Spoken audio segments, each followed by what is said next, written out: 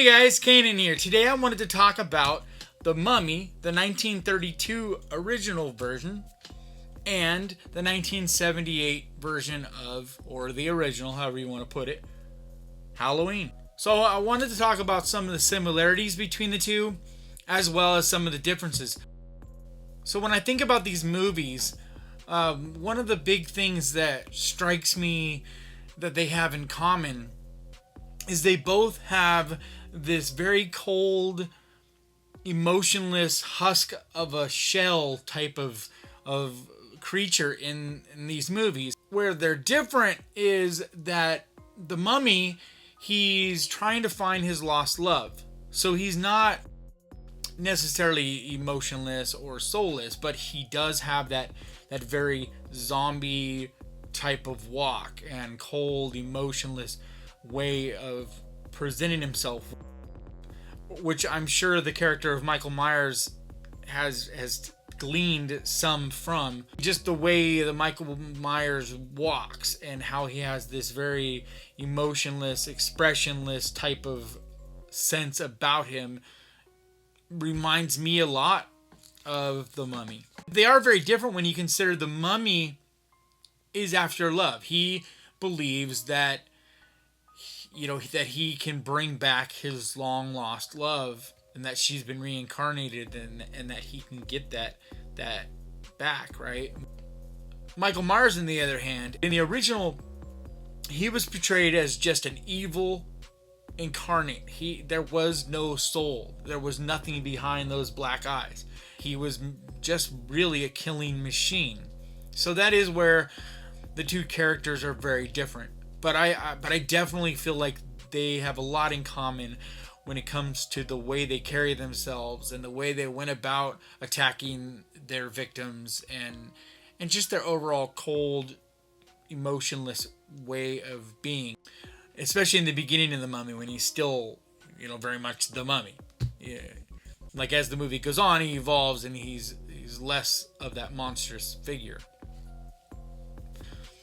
The other thing that I feel like they have very much in common is the way they both didn't show much blood. They didn't show much gore. The Mummy didn't have any, really, but Halloween didn't. We don't think about that, I don't think, very often, but it was a movie that there was almost no blood, and I've always enjoyed implied violence more in a lot of ways. Like when it gets too gory, it becomes humorous, which can be fun. Don't get me wrong, I love that.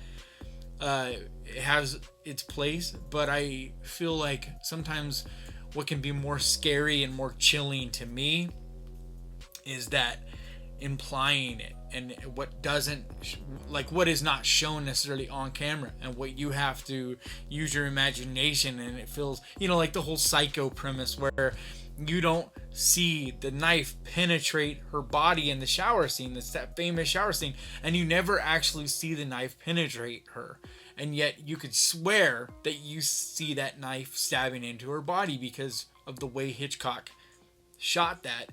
But it's in that implied violence that makes it so much more visceral to me. That's the way I feel. So I really enjoy that about these movies.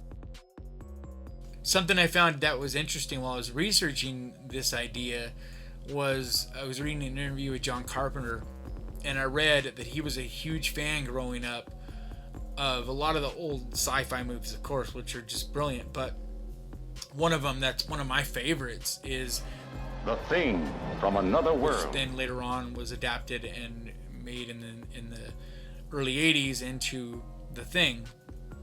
But that movie influenced him greatly, and if you've seen The Thing from Outer Space, you could definitely see the correlation between the monster in that and Michael Myers. Really use lighting and atmosphere to tell the story and to give it that spooky vibe. There wasn't a ton of special effects in either of these movies. Instead, on low budgets, they were able to convey these really scary, creepy ideas by using lighting, using this atmosphere, the way they would say their lines, the way the characters would say their lines and hang on every note. And like one of the most scary but just awesome scenes in The Mummy is when the mummy first leaves his coffin and the guy just starts uncontrollably laughing. There's something so haunting and creepy about that. It has nothing to do with special effects, but yet it has the same effect as if you were to see some crazy special effects being done, because it sets that mood so well. It just portrays this madness so well. And Halloween does this over and over and over throughout the movie, where you'll just see Michael Myers standing in the shadows in the distance. You know, Laurie will look over and see him for just a split second behind the sheets on the line, hanging out in the backyard, or when she's in school and she sees him out in the parking lot or out across the street. And they just build the tension by using that creepy, like slowly feeding you little bits, and using the lighting and the stage, like setting the stage, setting the stage for what you know is certainly coming later on.